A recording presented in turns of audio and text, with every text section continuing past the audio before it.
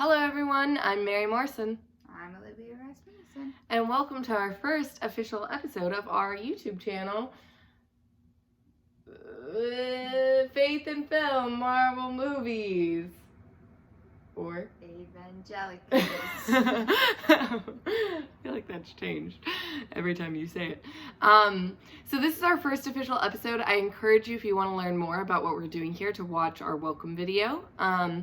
But today, the point of this YouTube channel is we really love Marvel films and we really love our faiths. And I think those two things are often thought of in totally separate worlds, but they don't have to be separate. And we've had actually some really cool conversation with high school students, with different people in the church when we've engaged Marvel movies and our faiths. And so we want to kind of have a discussion ourselves about it, and hopefully it can, for anybody listening, help you think through these elements in your life, or even use it as a resource. Any question we post today, we've often done discussion groups with our students for, and we encourage you, I'll attach them into the description so you can look through those questions, you can engage with them in the comments, or you can use them as a resource yourself.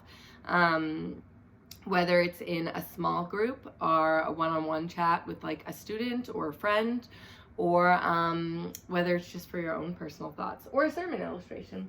The world's your oyster. So we're going to jump right in. Today we're talking about the newest Marvel movie that we've seen, because we haven't yet seen Eternals, and that's Shang Chi, the Legend of the Hidden Temple? The 10 Rings and the 10 Rings. Shang Chi. So I actually think it's great to just start, before we dive into anything theology, what were your initial reactions to this movie? It's kind of it blew up. It did really well in the box office. I know it had a 96 or something on Rotten Tomatoes. But what were your reactions? Well, when I first saw the trailer, I wasn't super impressed. I was just kind of what is this? I don't really know anything about this character, and I haven't heard about him before. So I was a little bit whatever. And then I went to see it, and I was totally wrong. I felt the movie was just, it was entertaining and it was funny, and it was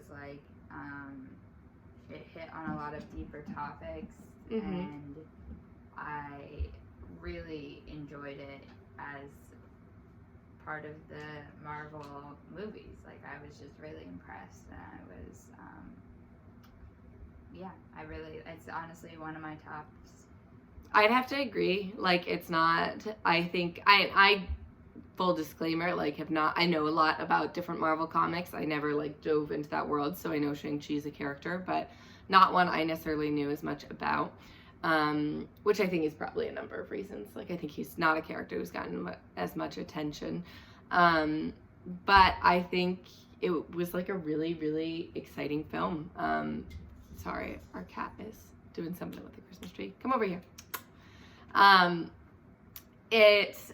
thought it was a really exciting film. Like you said, the deeper themes were definitely there, and I, for one, cannot wait to see more of Shang-Chi and the Marvel Cinematic Universe, which they're leaning into or hinting at more. And based on the success of the film, I think we can expect to see as much. Yeah. Now, what do you think, Olivia, are some of the major themes you noticed in Shang-Chi?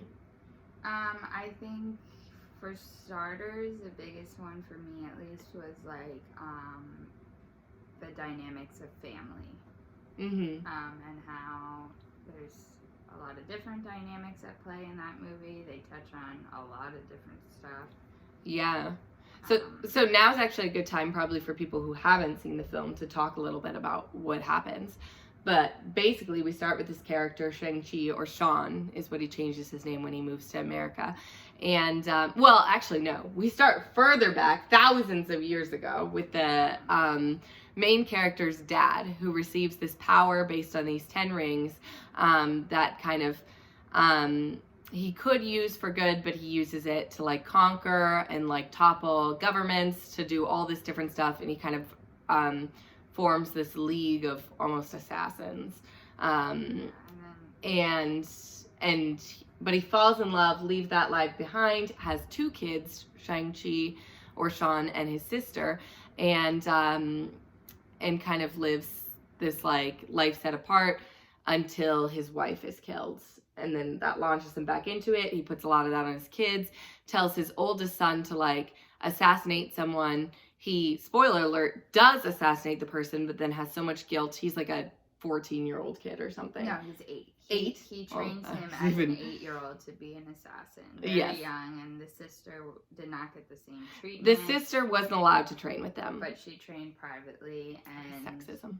yeah, when he was, I think he was like 8 years old. 16 when he left, or something like that. He was Oh, pretty he was young. 8 when his mom died and like 14 when he left or something. But anyway, he lives a life in America with his best friend Katie when it all kind of catches up to them because the dad's trying to bring the mom back in some way or find her in like actually the mom's world. This is all gonna, I suggest you just watch the movie, but, and if you can skip ahead a little bit if Yeah, we don't need to. if you haven't heard this, but he goes to save the mom, or the dad thinks save the mom, and the kids, the brother and sister who have become estranged, kind of have to work together to try and stop him. Anyway, we'll kind of summarize some throughout, and I'll frame some of my questions in that way. But a major theme definitely is family, right? Like this broken relationship once the mom dies between the father and his kids, and the different expectations and the kids and the rift that creates between siblings, and kind of that dual thing between like your legacy with your father, but also that comes from his mother as well. Yeah. I think another major theme, which is something we see in a lot of the Marvel movies and in the Bible, so it's something we'll talk a lot, is like the idea of redemption, especially in Shang-Chi's character, and like the battle he kind of has between like having killed a person and like the expectations he had and then running away, kind of running away from it instead of facing it, and then his responsibility to come back. Well, and face that those heads idea of like what is good and what is evil, I Right. feel like something that the movie does pretty well is like you hear one story and you think like, oh, this is like, at least for me, I was thinking like, okay, like I understand and like this is probably good, and then you learn the other half of the story and you're like, oh, like what? So like what? Who's wrong? In the beginning, it's a little bit blurred line, like you don't know Who's wrong and who's right. Yeah, and not and I think that movie does a really interesting job of like portraying that, and then you like learn the full story of both sides. And we were just kind of talking about that too with the new Disney movie Eternals. Does kind of a similar thing, like Oh, Encanto? yeah. We haven't seen Eternals yet. Yeah, there is kind of that. I remember you saying that after you watched the movie, that you first weren't sure the dad was doing something wrong. You Yeah. thought like he was genuine in trying to save the mom, and maybe the mom's group is what was like trying to stop it. Yeah. And then you kind of find out like he's being led astray, or Yeah. he maybe is genuine, but there's He more is to it. genuine, yeah. That's good. Which is like a relevant thing, I think, when we think about like churches and the church's relationship with society right now. And I think growing up in the church, I sometimes got this impression that like anybody outside of it who was criticizing it was in the wrong. And then you hear how it's like more of a complicated situation. Yeah. Um, And there's not like one right and one wrong answer. yeah, and sometimes the church was in the wrong, and there were genuine reasons for people to feel that way. Okay, so those are some major themes. I think, and we kind of talked about this, but movies have this way of reflecting elements of our own lives and stories, as well as the lives and stories around us. Are there ways in which you resonate with this movie? Or, like, if you don't resonate, what real human stories and experiences do you think were told through it? I can also take this one. Yeah, why don't you start? I think it's not, I mean, definitely the, like, stories of family and those dynamics. And, like, I think a lot of, like, what losing a parent does and, like, grief and the way that, like, a lot of that happens. I have not lost my parent, thank goodness. But I've seen that in my dad's life. He lost his dad at a really young age. And the way that then his mom reacted was not always the easiest on him. So I think there's, like, stories in this told. One of the students pointed out, like, who had hard experiences themselves, that they think it tells a lot about abuse and like parental child relationships and kind of how that can have lasting effects and be really, really challenging. If like Shang Chi and his dad, like he was emotionally abused, he was in many ways physically abused, but he still has this complex thing because it's his dad, and he has this like love for him and this genuine desire to please him as well. But that's not like that becomes not a simple or easy thing. I think also it was like a story for once that didn't reflect me in many ways, in terms of like, it wasn't about white people, which a lot of the Marvel movies are or were for a long time. Like all the Avengers were white for the longest time, and I think they're finally, both with things like when they had Black Panther and other things, and now Shang-Chi, they're telling other stories, which we'll talk about in a little bit. But I actually found that really refreshing. It was like a human story that wasn't the typical Western white person. Yeah, and they tried to do it in a very authentic way. Yeah, which we have a question about that in a little bit. At the beginning of the movie, they say that these rings that the dad initially has and Shang-Chi ends up with in the end were a gift meant for good, but then became used for power and destruction. In what ways do we do this with the gifts God has given us?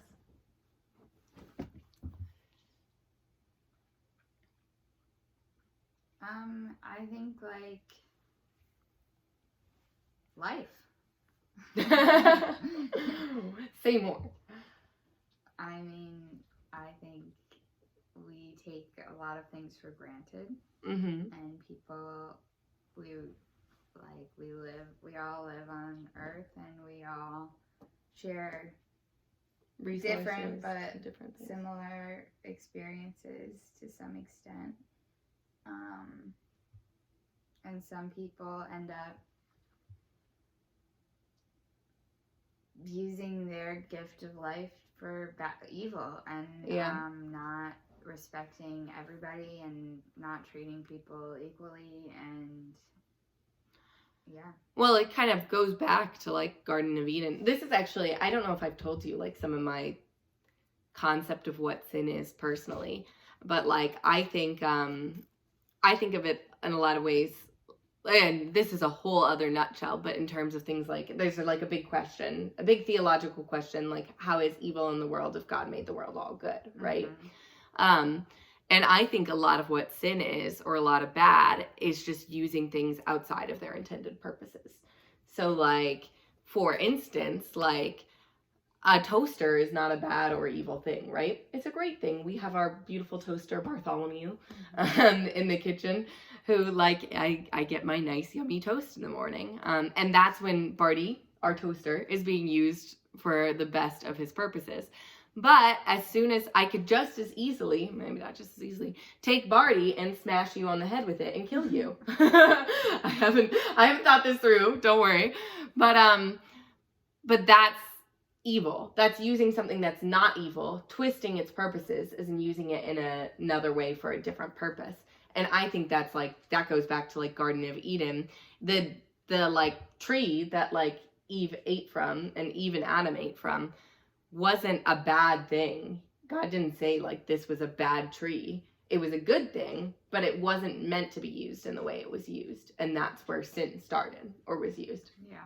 And I think we do that with all our gifts. So like, I have like a real gift for like talking with people, for like understanding people, I think, and for like using like my public speaking voice.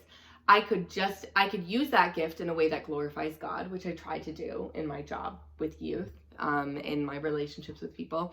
I could just as easily, and have before, use that gift in a way that just glorifies myself, or that like bends the conversation or twists it in a way that like goes the way I want it to, which you've probably been on the other end of at times. I don't think you're 100% always glorifying God in your conversations. No. And I think this like power is an amazing example of that, and I think they show it throughout the movie in ways of like, I loved that initial statement, like he could have used it for good. Like there's so many applications of this power, which I think at the very end get to see Shang-Chi use. He uses the power to stop the darkness. Color even. It changes color and it's used differently, but like he uses it instead for power and to like topple things, which is maybe a conversation for your own lives. Like, what are the gifts you have and how do you use those in ways that aren't edifying or that like are actually the opposite of their purpose? Yeah. Okay. What are some lessons you think this film teaches, and how can those intersect with our lives and our faith? So I thought this was an interesting movie to start with because it's very much, I think it's very much not a Christian film. Yeah. Like there's Christian themes as are in everything. And like I said in the intro video, like I think there's all truth is God's truth. So if there's truth being expressed in this film, like that's God's truth too. But like it's very much not a Christian culture that's being shown. Like I think there's like Avengers movies that we definitely could have started with that are like much more Western Christian kind of thought as we think of it. But like I think there's lessons that are true in this film that can intersect with our lives of faith naturally. What do you think are some of them?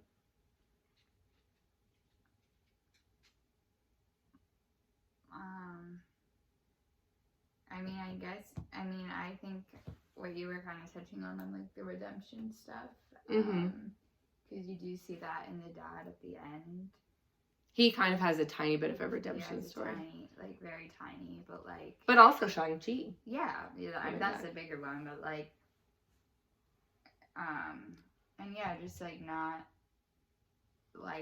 Like realizing there's always multiple views and sides to stories, and like trying to understand all of them.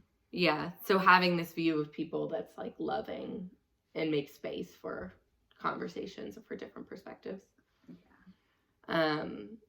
And like that redemption kind of battle between good and evil, that like greater overarching almost Christian story or narrative we get in the Bible of like this battle, which is both within us, it's in like the greater story, and like that idea of personal redemption that we can mess up, and like we often want to run away from that, but that doesn't have to be the end of the story either. I feel like we'll touch more on those in these other questions, but this is like, I think an interesting thing you talked about some being torn about like Shang-Chi's father and thinking initially he like was going after something good, but it says the movie kind of sets it up that way because in the movie there's this force of darkness that Shang-Chi's father listens to, and he thinks it's his wife. So he hears it as his wife, and we find out like that's because it talks to you and like the thing you most desire or promises to give that, and his dead wife is what he most desires. So he thinks it's his wife and tries to release it, thinking it's that when it's really this great force of darkness. How does this remind you of Scripture and how darkness works or tempts us in our own lives? I can take this one first too if you want, and then if you have any other reflections. I think like that's totally, it takes you back to like, a number of the Gospels, but like the scene between like Jesus and Satan in the desert, like where he's being tempted, and like Satan promises him all these things, like they're good, like he's starving in a desert, and Satan's like, all right, like make food, like do this thing, prove yourself, or like you could have power over all of this, take that power, or like there's like this way in which like darkness in our lives, and whatever you believe that is, whether you believe it's like an active force of evil, like the devil, he's like stereotypically thought of him, or more like how I think of just like that there's forces of wrong, or like voices within ourself that are wrong. But like all of it tries to justify itself. Like rarely do people who are doing bad think they're doing bad, or like maybe you do, but like you're always trying to make excuses for yourself. I know I do. Like if I'm doing something bad, I can say like, okay, I know this is wrong, but like this is all the ways it's really complicated and like, and ultimately could be good too, or like, or be helpful to people, you know, like we talk ourselves out of like what's bad. I don't know. Do you have thoughts on that? Yeah.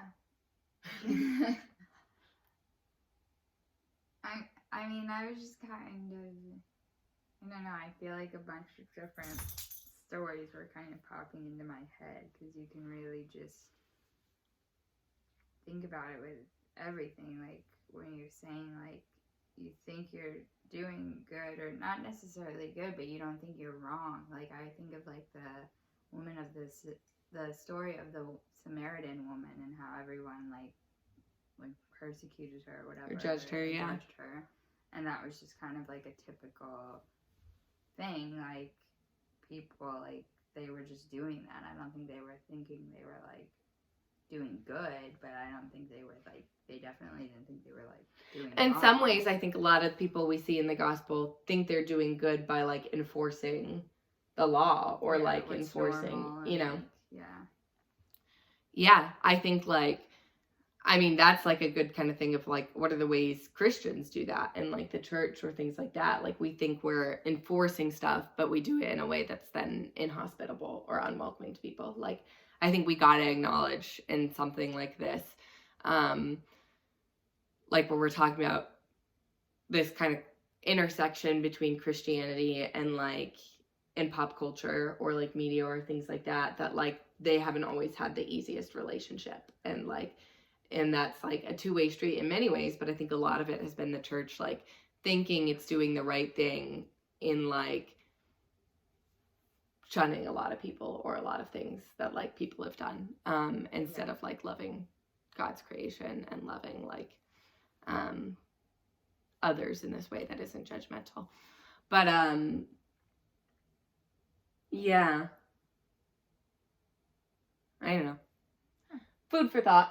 There's a lot more I think we could say about that, and like and darkness in general. But I think it's an important thing to be aware of, because like I think when we just totally villainize people, I think the most interesting villains to me in like Marvel kind of stuff or anything are the ones who are more complex, or who think like I think, I don't know, like we'll get into Thanos as like a being, but like Thanos doesn't think, he thinks he's like saving the world and its resources in many ways. Yeah. Like that like things have gotten too far. He thinks he's got this like good narrative, and I don't think it's right. I'm not saying you should snap away. I've seen people make that argument, but I think it's important to recognize, because when we even look at our own history and we say things like, oh, these people in history were just evil, and they surely knew they were evil.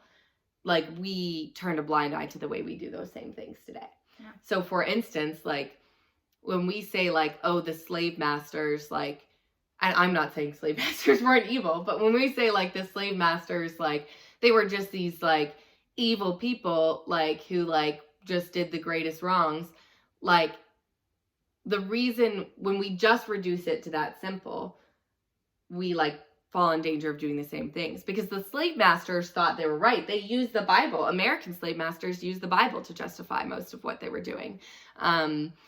They thought they were just these average people, and like in what they were doing like was justified in some way. And when we think of them in this way, that doesn't, we ignore the things we do every day in our own lives that like continue that narrative or continue that message, like the ways we participate in everyday like racism or prejudice or stuff like that, and like justifying ourselves because we think we're just normal average Joe people, but we also have bad things inside of us, and I think it's a dangerous message to like to soften that. All right, okay.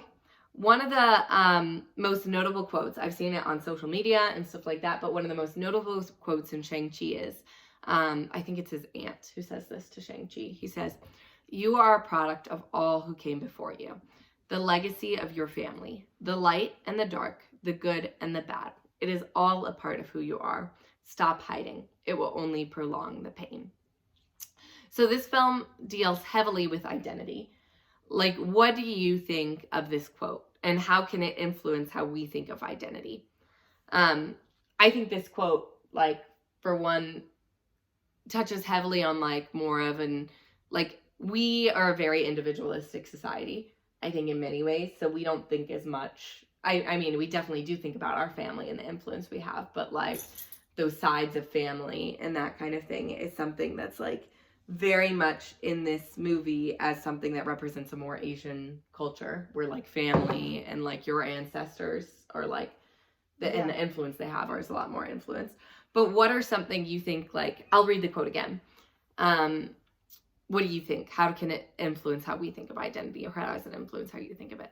You are a product of all who came before you, the legacy of your family, the light and the dark, the good and the bad. It is all a part of who you are. Stop hiding. It will only prolong the pain. Well, I think, like, I have a couple thoughts on it. I feel like, one, like, even just within the movie itself, like, Shang Chi starts off the movie. I mean, when you are introduced to him, that's what he's trying to, like, almost ignore the past by like living he's hiding a separate life. He sheds his family name. Like, he's not Shang Chi anymore. He goes by Sean, an American name. Yeah, and his best friend Katie, like, doesn't even know anything about him. But then, like, in my own personal life, I think it's kind of, like, twofold. Like, one, like, for a long time, I, like, struggled with the fact that, like, my family and I have very different opinions on the world and how we view things. And I kind of tried to go, like, total 180 from them and, like... Well, you, like, moved out and left your family for a long time. Yeah, and, like, not associate with them. But now, like, more recently, I'm coming back to, like, the fact that I can't, like, change who they are, and I don't, like, want to. I just need to kind of, like, try to learn from them, from what they can offer, and, like, hopefully they can learn from me. And then the other part of that is, like, speaking of ancestors, is, like, my family's Norwegian, so you always hear about all the, like, stuff the Vikings did that were, like, really bad and, like, really... But you're also a little bit proud of your Viking heritage. I'm very proud of my Viking heritage, and I think they're, like, total badasses, and, like... Yeah. Did I agree with everything they did? No, but, like... Well, I think it's that complex thing. I think with you save your parents and your family, like, it's accepting that, like, you can't change them totally, or, like, not trying to be a relationship that totally just, like, you need them to be totally in agreement with you in order to have that relationship. But it's not ignoring the bad things. Like, I think there's a lot of things in your relationship with your family, and I won't talk too much about it, but, like, that, like, I mean, both did, but that they did that genuinely hurt you, or that was bad. And those effects carry on. I don't think it's saying ignore the bad, like, and just see the good. It's also not saying ignore the good and just see the bad. Yeah. It's that it can be this more complex kind of thing, and that you can't hide from those things. And, like, I see that with my family, like, the way, and that, like, generational thing, like, it's so interesting. My grandmother died recently, and I don't know, that complex thing of, like, reliving those legacies and, like, in the good and the bad in her. And I can so see how, like, how my grandmother parented carried on through my mother into how I was parented, and, like, both in the way she didn't want to do things the same way and in the stuff she picked up.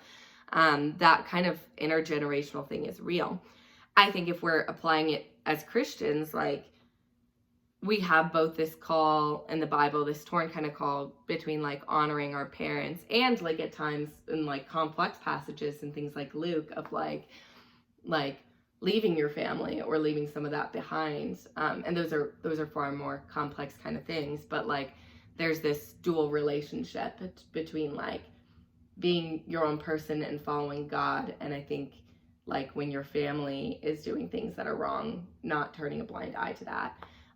But also, like, that love that, like, is first modeled within our family that then is supposed to carry on. And I think it's a broader message of, like, the church is our family. What does that mean for our relationship with the church? For me, like, I've had this complex journey in the past couple of years of, like, owning I think I was very defensive of the church for a long time in high school, and like I heard a lot of the criticism, and I just felt the need to be super like, my church isn't like that, super on edge.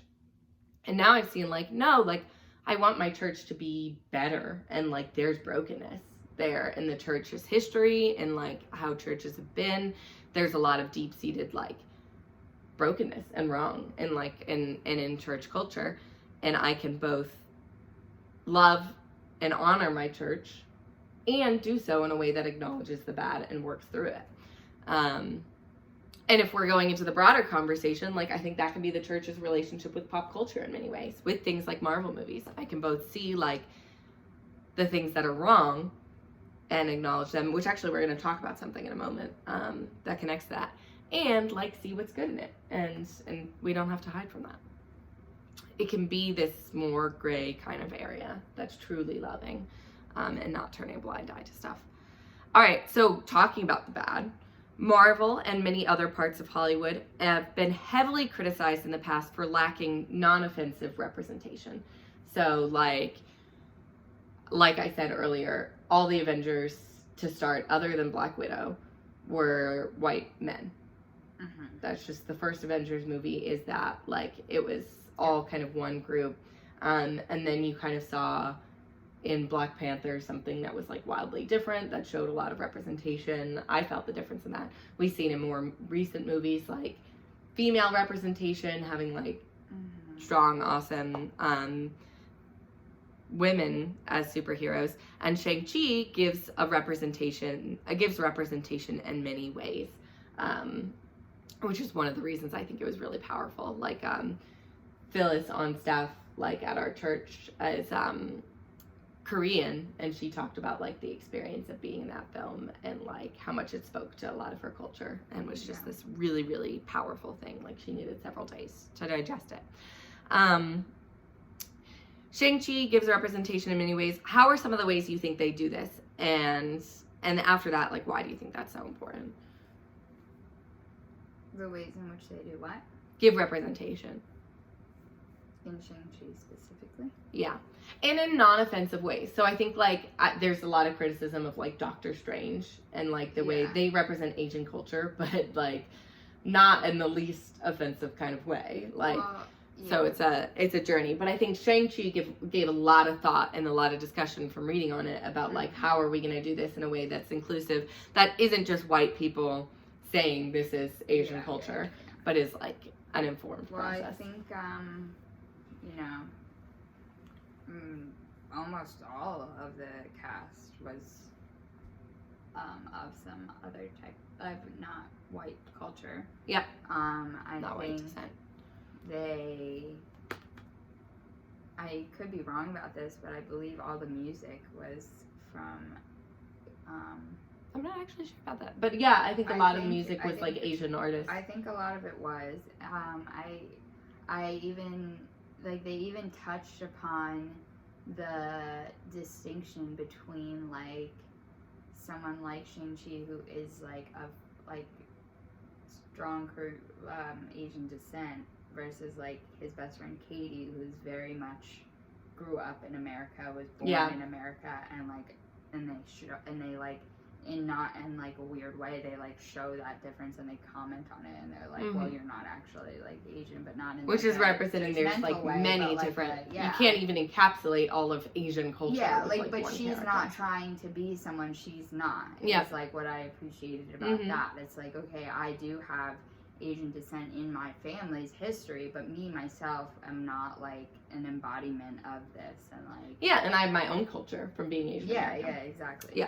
I think another thing they do is like I looked it up after. So when we were showing this movie to the high schoolers, and I turned it on, and I had the first like 10 minutes are entirely in Mandarin with subtitles, and I had to check, like I had to check because I was like, did I like put the movie in Mandarin? Really cool. Did I not like? Is like the English version not on? Because I was like, are we gonna watch this? And I checked, and I was like, okay, it is in English. It's just I was like, it must just be starting in Mandarin.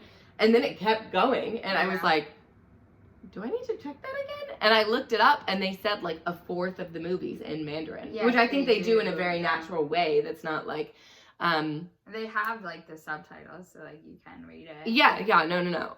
It's also, if you understand, I crazy. think occasionally they don't have subtitles though, and I think Sometimes that's like a they power don't, move yeah. too, because it's saying like you don't need to, like you can just get the meaning and stuff. But I think that's like we're both of us just speak English. So we can't really imagine that of like all of our stuff caters to us. Yeah, but I was gonna say like it's such, you had that initial reaction because like we're not used to that versus like anybody else is like just have to so get on used board to like, okay, I'm gonna read the movie in my language because I can't understand it, and we're not used to that, but like that's what most people do and have to do.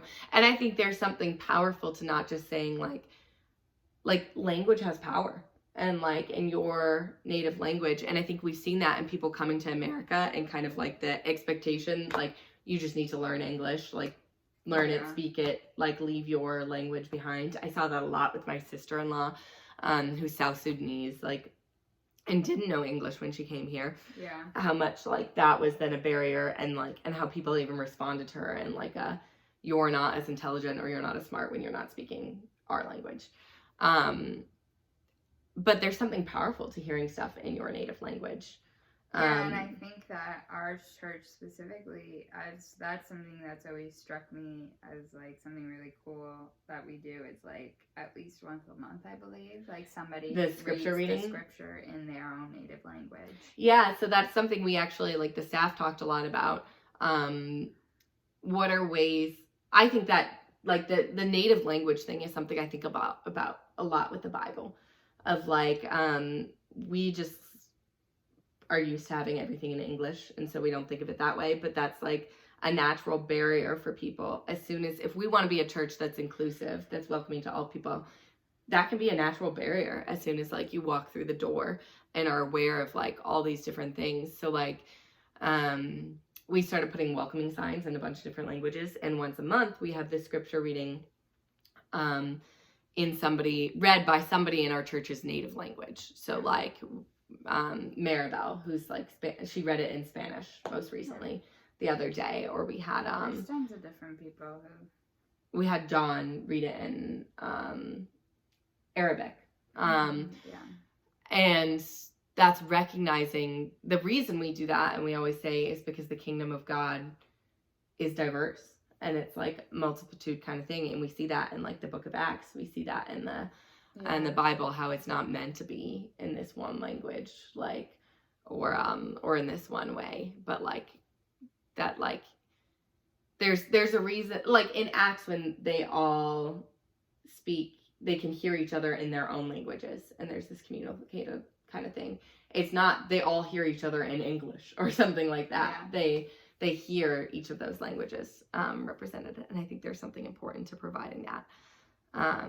And we're continually thinking through in our church, like, what are more ways to do that? And I'd be curious for you guys, like, what are ways your church tries to like recognize the diversity of the kingdom and like make it a part of your church's culture? Yeah, I think we kind of touched on the rest of the questions. I mean, that last one we've already done. We see through Sean or Shang-Chi, we see through Shang-Chi's attempts to hide from his shame over assassinating someone that ultimately we can't hide from our mistakes, nor can we let them define us. What lessons can we take from this aspect in the movie of our lives and our sins? Yeah, we kind of have talked about that.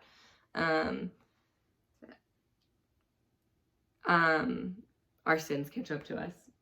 There's like, I think there's this kind of way in the Bible, like we are forgiven for our mistakes, but also like we see how they still have consequences, and like they aren't something we can turn from, or that even being forgiven takes the acknowledgement of like wrongdoing, of like, Lord, forgive me my trespasses. Like I did mess up.